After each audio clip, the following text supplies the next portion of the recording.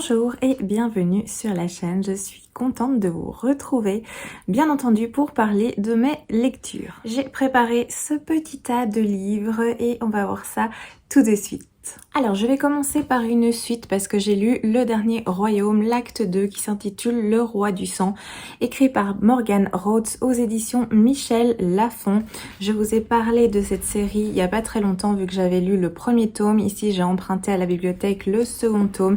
Il me semble que c'est une saga en 5 tomes et c'est de la fantasy plutôt jeunesse. Mais j'avoue que j'aime beaucoup, c'est assez bien fait, j'avais bien aimé le premier, malgré des personnages très bateaux, c'est des choses très traditionnelles qu'on voit avec une princesse, avec une magicienne, avec un jeune héros et un guerrier comme ça, un petit peu cruel et méchant. Donc c'était assez simple, assez basique au niveau des personnages, au niveau de l'histoire aussi, c'était assez courant au niveau de la fantasy, mais je trouvais quand même que ça avait un aspect assez intéressant. Malgré tout, j'avais bien été happée dans cette histoire et du coup ça m'avait envie de la continuer, donc j'étais allée me chercher le second tome de cette histoire et ici évidemment ça avance un petit peu plus vu qu'il y a plein de choses qui ont eu lieu déjà dans le premier tome. Donc le premier tome n'est pas introductif, ça c'est vraiment agréable, on est directement plongé dans ce monde où la guerre approche. On a plusieurs royaumes et évidemment il y a un des royaumes qui aimerait bien mettre la main mise sur tous les autres. Donc il y a une guerre qui va se préparer. Dans ce second tome, eh bien il y a vraiment la guerre qui a eu lieu, qui est là. Et qui a eu des conséquences sur plein de personnages. Il y a un aspect magique aussi qui est présent et qui se développe de plus en plus. Les personnages deviennent quand même très intéressants. Ils évoluent, ils ont un peu plus de profondeur aussi.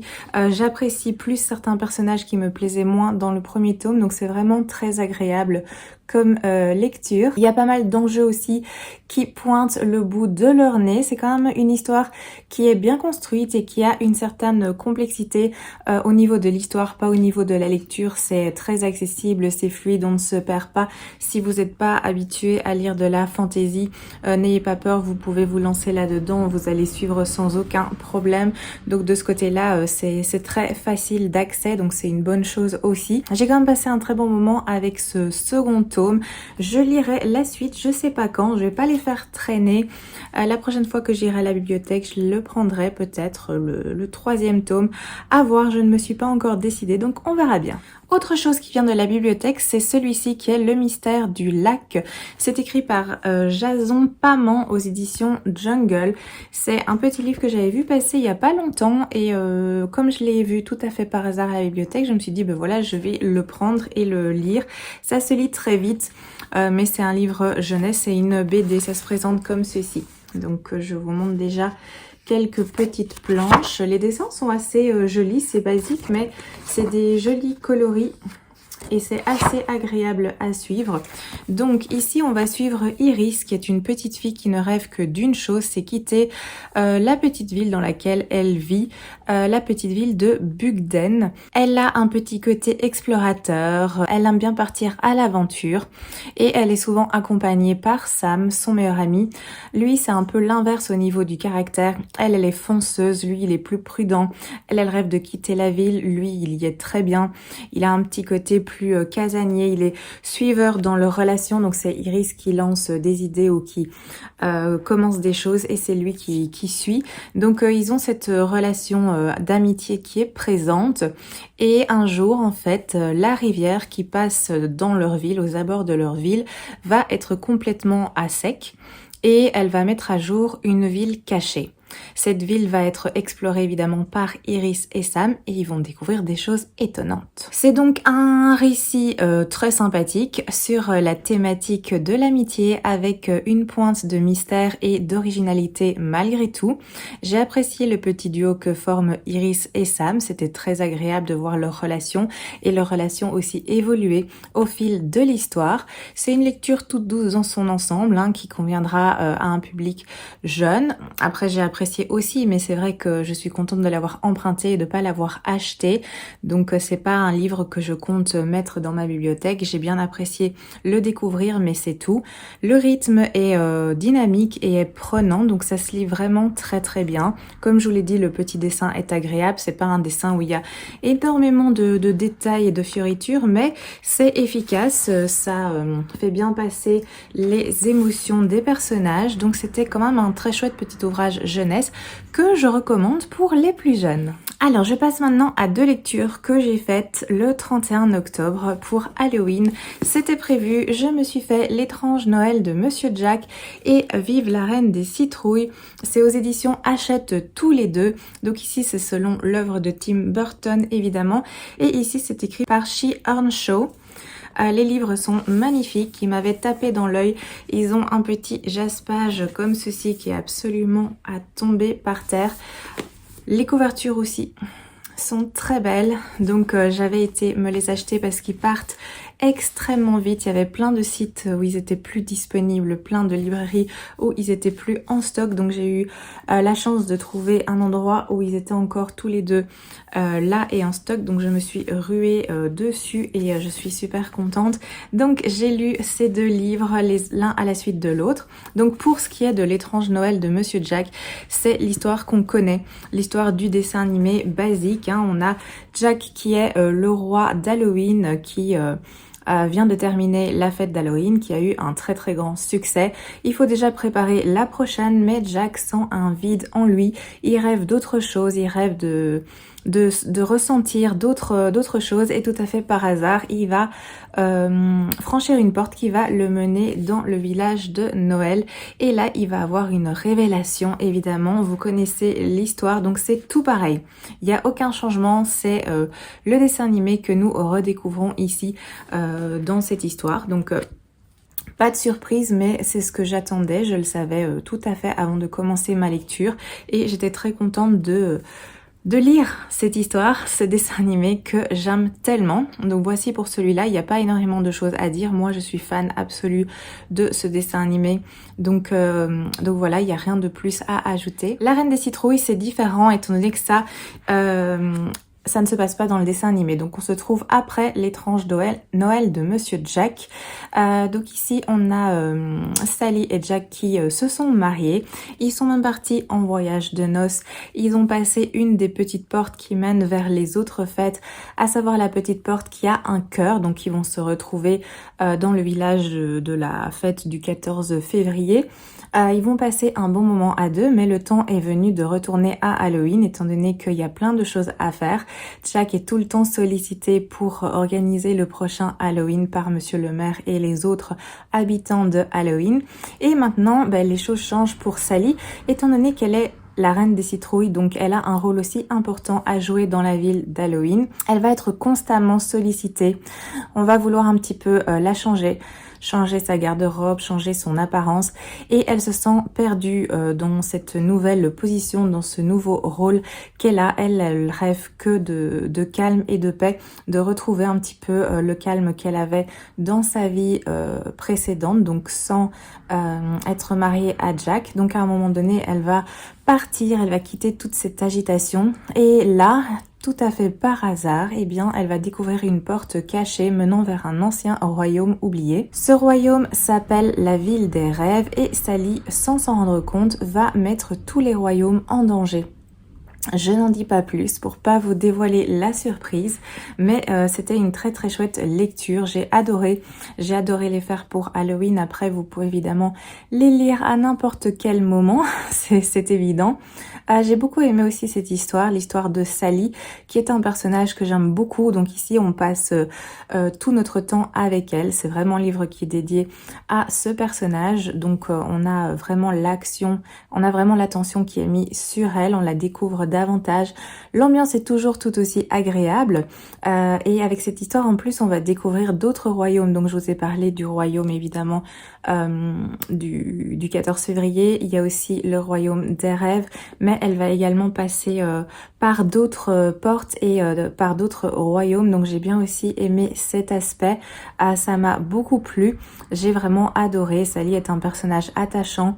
Elle se dévoile beaucoup plus ici. On va apprendre aussi plein de choses sur son identité, sur son histoire, sur son passé. Et c'était vraiment top. Donc je vous recommande ces deux lectures, aussi bien L'étrange Noël de Monsieur Jack que celui-ci qui est Vive la Reine des Citrouilles. C'est vraiment top. Et en plus, comme vous avez pu le voir, les livres sont magnifiques. Petite pause boisson. Je me suis fait un petit thé dans une toute nouvelle tasse que j'ai reçue de ma sœur. Que je trouve trop jolie. Bon, c'est une tasse pour du chocolat chaud, mais ici je me suis fait un thé, un nouveau thé qui est un thé vert à l'orange avec aussi d'autres choses, mais je me rappelle plus exactement quoi, qui est très bon. Il est parfait, bonne température, ça fait vraiment du bien. Alors, je vais continuer avec les lectures. Ça, c'est une lecture dont je vous avais parlé la semaine passée, vu que c'était une de mes lectures en cours, à savoir Le Royaume des damnés, aux éditions de Saxus. C'est fait par Kerry Maniscalco. C'est un premier tome. Le tome 2 est sorti. Je vous en avais parlé parce que je voulais le lire et le terminer pour savoir si je continuais ou pas. Donc dans cette histoire, on va suivre donc Emilia et Vittoria qui sont deux sœurs jumelles. On est en Sicile et on apprend que ces deux sœurs sont des sorcières et qu'elles vivent en fait cachées par les humains. Donc elles vivent de manière très secrète parce que la magie, la sorcellerie plutôt est pas super bien vue. Et un soir, il y a quelque chose d'horrible qui va arriver parce que Vittoria va être sauvagement assassinée. Ça va être un meurtre extrêmement brutal et c'est Emilia qui va découvrir le corps de sa sœur. Elle est complètement dévastée. Elles étaient très proches. Elle va donc décider de retrouver le meurtrier de sa sœur et de venger sa mort. Pour cela, elle va, tous les moyens sont bons, donc elle va pratiquer une dangereuse magie qui est interdite, c'est de la magie noire, et elle va en fait invoquer Colère qui est un démon, un des princes de l'enfer, donc c'est pas n'importe quel démon non plus qu'elle va invoquer. Voilà pour l'histoire, je m'arrête ici pour pas vous donner trop d'éléments non plus. Et ce fut une bonne lecture dans son ensemble, ça s'est lu extrêmement vite. Le livre est pas très gros non plus, il fait moins de 400 pages. Il est très beau évidemment, hein, c'est les éditions de Saxus. Au niveau des chapitres, on a ça. Donc très joli. À l'intérieur, on a ceci. Je vous avais montré, je pense, avec la couverture comme cela. Et en fait, au niveau de la jaquette, eh bien, on a le monde des enfers avec les maisons des démons. Donc c'est vraiment très très beau, livre magnifique. Et l'écriture est vraiment bien, ça se lit très bien, c'est fluide, l'histoire est prenante, les chapitres s'enchaînent, il n'y a pas de souci au niveau de la lecture. J'ai beaucoup aimé l'atmosphère aussi de cette histoire et l'intrigue aussi, elle est quand même assez intéressante. J'ai beaucoup apprécié les éléments sorcières, démons, donc toute cette thématique autour des princes de l'enfer, autour des démons, autour des autres créatures aussi qui y sont rattachées. Donc voilà, j'ai bien aimé. Le personnage d'Emilia est assez agréable de manière générale. Il y a quelques petites choses qui m'ont gênée, mais dans son ensemble, ça a été. Alors, il y a une romance, mais c'est indiqué ici, parce que ici, il est donc indiqué deux sœurs, un meurtre brutal, une vengeance qui déchaînera plutôt l'enfer, et une romance enivrante. Donc, en fait, tous les éléments vous sont indiqués. C'est exactement ça qu'il y a dans ce livre. Mais voilà, la romance m'a pas dérangée. C'était quand même assez bien fait, malgré quelques petits problèmes de rythme. À certains moments, il y a certains passages en fait où ça prend son temps, parce qu'évidemment la relation ne commence pas sur de bons rapports. Après, je suppose que vous vous doutez entre qui cette romance aura lieu. Là, je vous ai indiqué deux personnages. Il n'y en aura pas plus, donc sans surprise, ce sera entre ces deux personnages, donc à savoir Emilia et Colère, donc l'un des princes de l'enfer. Et au début, bah, évidemment, ils s'entendent pas du tout parce que Emilia, en tant que sorcière, n'aime pas du tout et reste en retrait par rapport aux démons, et les démons détestent les sorcières. Donc on part pas sur de bonnes bases, et c'est vrai qu'il y a un souci de rythme parce qu'il y a des moments où effectivement il y a ce côté on s'apprécie pas, et puis tout d'un coup ça va basculer très rapidement. Donc petit problème de rythme au niveau de la romance, mais bon, ça a été, ça m'a pas gêné. Le souci qui m'a plus gêné, c'est le problème de rythme de manière générale, parce que c'est un livre où les actions s'enchaînent sans arrêt, vraiment sans arrêt. C'est pour ça que ça se lit aussi super vite, mais du coup parfois ça va trop vite, ce qui amène des facilités et par moments des petites incohérences, parce qu'on prend pas assez le temps à certains moments, et du coup parfois aussi les réactions des personnages ne sont pas très réalistes ou compréhensibles. Donc il y a ce petit souci au niveau du rythme globalement. Et chose surprenante, c'est que malgré le rythme très très rapide, l'enquête concernant la mort de Vittoria, eh bien, n'avance pas beaucoup. Elle patauge même. Il y a vraiment un petit problème par rapport à ça, parce que la base, c'est quand même venger sa sœur, retrouver son meurtrier. C'est ça l'objectif principal de Emilia, et ça, ben, ça n'avance pas beaucoup. Après, il y a le second tome, donc peut-être que là, il y aura plus d'éléments par rapport à cette enquête. J'ai beaucoup aimé la fin de cette histoire, qui donne vraiment envie de lire le second tome, parce qu'il y a un rebondissement à la fin qui donne vraiment très envie. D'ailleurs, je me suis commandé le deuxième tome qui devrait arriver encore cette semaine, parce que j'avais envie de poursuivre, de continuer, et je vous avais expliqué aussi que si j'aimais, j'allais me prendre aussi la version reliée pour qu'elle soit toujours disponible, parce que c'est toujours le risque avec les reliés, c'est qu'à un moment donné, si on attend trop, il n'y en est plus.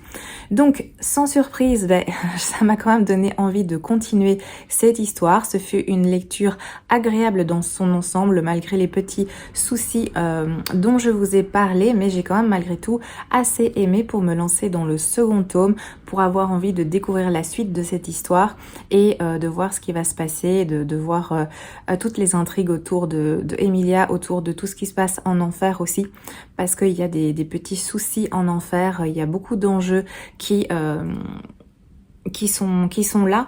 Donc je suis très curieuse de découvrir le second tome. Je vais sans doute le lire encore en automne aussi, même si c'était pas prévu à la base, mais j'ai vraiment envie de poursuivre et de lire la suite, ce qui est quand même un très bon point. Enfin, j'ai également lu Pyramide de Romain Benassaya aux éditions Pocket, qui est un livre, je sais plus si je vous en avais déjà parlé, mais j'avais très envie de le découvrir. C'est de la science-fiction, ça se voit je pense à la couverture.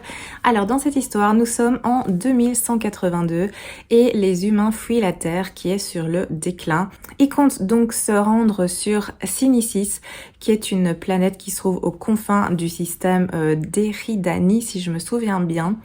Et parmi ce voyage, donc c'est un vaisseau qui est envoyé, parmi les humains qui sont dans ce vaisseau, on a Eric et Johanna.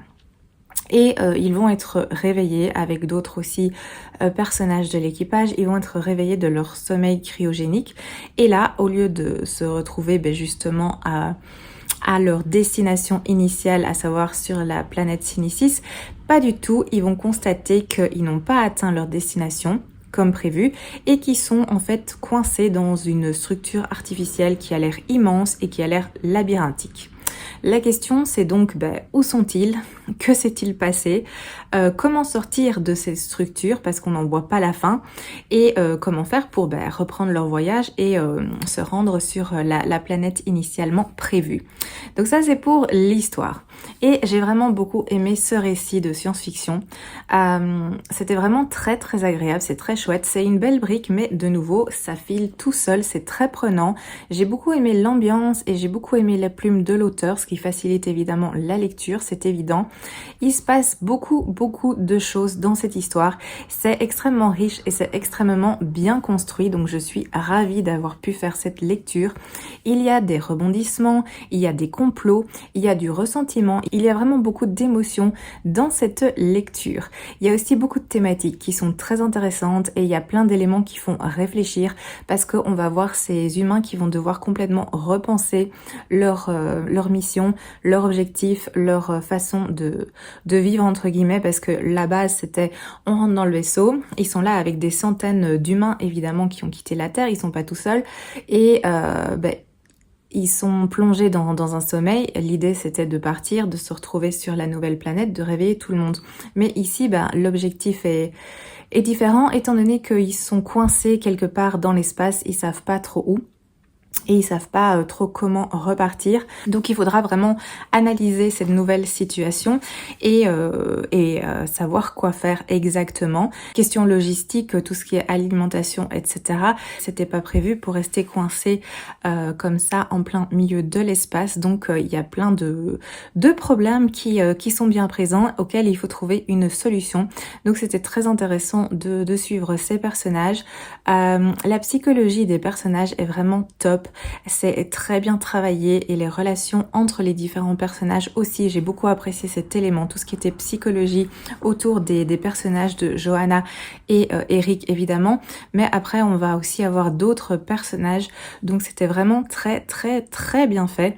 J'ai aussi aimé l'aspect les bâtisseurs. Je vous en dis pas plus, mais si vous le lisez, vous découvrirez qui ils sont et c'est un aspect que j'ai vraiment beaucoup apprécié, que j'ai trouvé très intéressant aussi.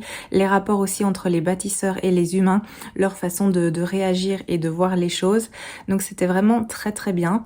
Donc comme je l'ai dit, malgré la taille, n'ayez pas peur, ça se lit tout seul, c'est très addictif, c'est vraiment bien construit. C'était un très bon moment de lecture.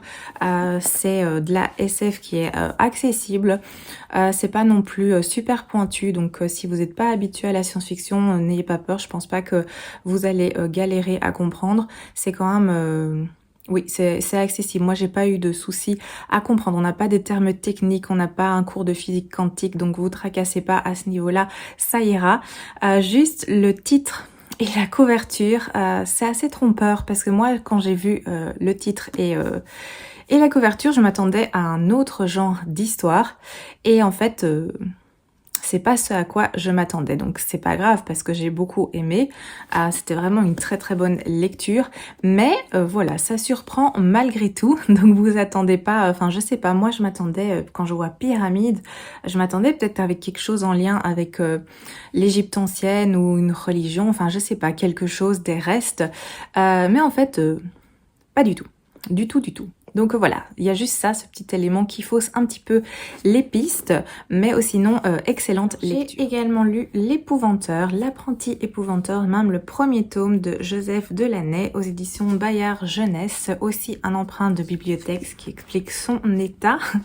Alors, ça c'est une relecture parce que j'avais déjà lu quelques tomes de cette histoire et j'avais envie de m'y replonger, donc j'ai pu lire le premier tome, ça se lit vraiment très vite, hein. Jeunesse, c'est écrit grand, c'est aéré, c'est un format qui est pas très grand non plus. Donc ça se lit très bien. Donc ici, on va suivre Tom, le personnage de Thomas, qui est en fait le 7e fils d'un 7e fils. Il a donc un statut particulier et il va être mis au service de l'épouvanteur. Donc il va devenir l'apprenti épouvanteur. C'est sa mère qui le pousse dans cette direction parce qu'elle est sûre qu'il est destiné à faire de grandes choses, qu'il a une mission à accomplir et sa mission ce serait d'être le nouveau épouvanteur. Donc il se rend chez son maître qui s'appelle Grégory et il commence à faire sa formation. Donc il va apprendre plein de choses étant donné que c'est un métier qui comporte beaucoup de risques. Il y a des spectres, il y a des gobelins, il y a des sorcières, etc. Donc c'est un monde qui est très dangereux et Thomas va un petit peu y faire ses preuves et un peu découvrir de quoi il est question exactement. Dans ce premier tome, ça démarre sur les chapeaux de roue. Tout de suite, on ne s'embête pas. On est directement dans l'histoire et Thomas va directement devoir faire face à des sorcières très dangereuses et mesquines et il va déjà devoir prouver sa valeur. Donc c'était une lecture très chouette, très agréable que je conseille. C'est vraiment bien pour la jeunesse. Parce que c'est très accessible, en même temps il y a un petit côté sombre mais pas trop, c'est bien écrit, c'est bien fait, c'est très prenant, ça se dévore, ça se lit tout seul. Pour les adultes c'est bien aussi parce que franchement moi j'ai pas été déçue, j'apprécie l'écriture, j'apprécie l'ambiance. C'est parfait aussi pour Halloween, octobre, vu qu'il y a des sorcières, des gobelins, des créatures comme ça. Il y a beaucoup d'action et les personnages sont attachants, on découvre un peu plus le personnage de Tom, on va découvrir un peu plus le personnage de Grégory, l'épouvanteur. C'est très bien fait, c'est très qualitatif, donc c'est vraiment une lecture que je recommande de faire pour les jeunes et les moins jeunes. Il n'y a aucun souci, ça s'adresse à tout le monde si vous aimez ce genre de thématique, sorcellerie, combattre la magie noire, combattre le mal. Je vous recommande bien chaudement L'apprenti épouvanteur et la suite de la saga. Pour ma part, je vais évidemment continuer. Alors, passons à mes lectures en cours. J'en ai quelques-unes. Je suis toujours dans celui-ci de l'autre côté de la porte des fées. J'ai un petit peu avancé. Je voulais le terminer cette semaine, mais finalement, j'ai pas vraiment eu le temps parce que je voulais avancer dans d'autres lectures, celles que je vous ai présentées maintenant, mais ce n'est pas grave, je le continue tranquillement. Je suis aussi toujours dans Le Signal de Maxime Chatham. Je suis à un tiers environ parce que j'ai presque atteint la page 300. Je suis à 288. C'est un livre qui en fait 900. Je vous avais montré la fois passée qu'il est très trompeur au niveau de son épaisseur. Et j'aime bien l'ambiance. C'est vraiment très glaçant. C'est angoissant. Il y a des petites pulsations comme ça au niveau du cœur de temps en temps. C'est très, oui, c'est frissonnant. Donc pour l'instant, j'aime beaucoup et j'ai hâte d'avancer. Ça se lit vraiment très bien. Ici, je l'avais mis un petit peu en pause pour lire d'autres choses, mais une fois que je me serai décidée à vraiment me lancer dedans, je sais qu'il va se lire très vite. Ici, je lis un petit peu comme ça quelques chapitres avant d'aller dormir et malgré ça, j'ai quand même beaucoup avancé dedans vu que j'arrive à la page 300. Donc ça se lit très bien. J'ai également commencé une nouvelle lecture qui est celui-ci. Je ne pouvais plus attendre. Il n'était pas dans ma palle d'automne parce qu'il est sorti après avoir constitué ma palle d'automne, mais il est très beau, il est sombre, il est noir, donc je me suis dit que ça allait faire l'affaire. Donc c'est de M.L. Rio, If We Were Villains, aux éditions Phoebs.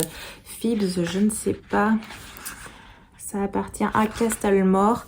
Apparemment, j'ai un petit peu lu, j'ai pas lu grand chose, mais ça va quand même se lire assez vite parce que mon marque-page est ici.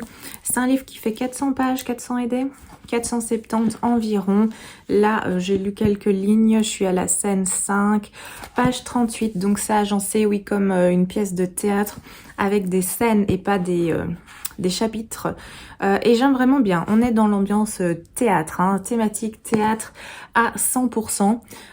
Donc j'avais entendu quelqu'un qui disait que pour les amateurs de pièces de théâtre et de littérature classique de manière générale, ça allait beaucoup plaire.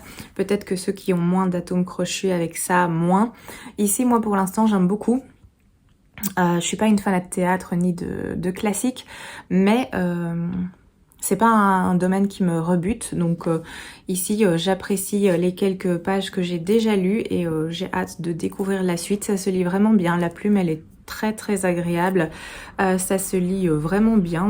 Là on découvre les personnages qui seront les personnages principaux, je suppose, qui sont des étudiants de théâtre évidemment. Donc voilà, pour l'instant ça me plaît beaucoup. J'ai également cette lecture en cours, donc Le Manoir de Lake Sage. Je vous avais montré ça la semaine passée me semble-t-il, c'est aux éditions Stardust et j'ai bien avancé dedans parce que je suis ici, il me reste une centaine de pages à lire. C'est très prenant et j'ai hâte de le finir. Je vais essayer de le finir aujourd'hui. On verra bien si j'ai le temps, mais c'est vraiment très chouette, c'est très sombre, oui, j'adhère vraiment beaucoup à cette lecture, donc j'ai hâte de le finir pour pouvoir vous en parler. Et sinon, dernière chose, c'est celui-ci, donc Emblème, le premier tome avec le cercle des géographes dont je vous ai déjà parlé, ma lecture numérique. Je suis à 80%, donc j'ai presque fini. C'est un premier tome d'une duologie, je pense, si je me trompe pas, et j'apprécie. C'est très spécial comme univers, mais j'aime beaucoup. Donc voilà, je le poursuis et j'espère aussi le terminer aujourd'hui ou demain au plus tard pour pouvoir ensuite vous en parler. Et voilà, nous avons fait le tour. Je n'ai pas été en bibliothèque depuis la dernière fois, donc je n'ai rien à vous montrer. Retour bibliothèque. Donc je vais m'arrêter ici. Je vous remercie d'avoir regardé la vidéo. J'espère que ça vous a plu. Comme d'habitude, n'hésitez pas à me laisser des petits commentaires, des petits likes, ce genre de choses, qu'on puisse discuter de lecture. Ça me fait toujours extrêmement plaisir d'échanger avec vous. Donc ne vous retenez pas. Je vous souhaite un excellent dimanche. Prenez soin de vous et je vous dis à très bientôt.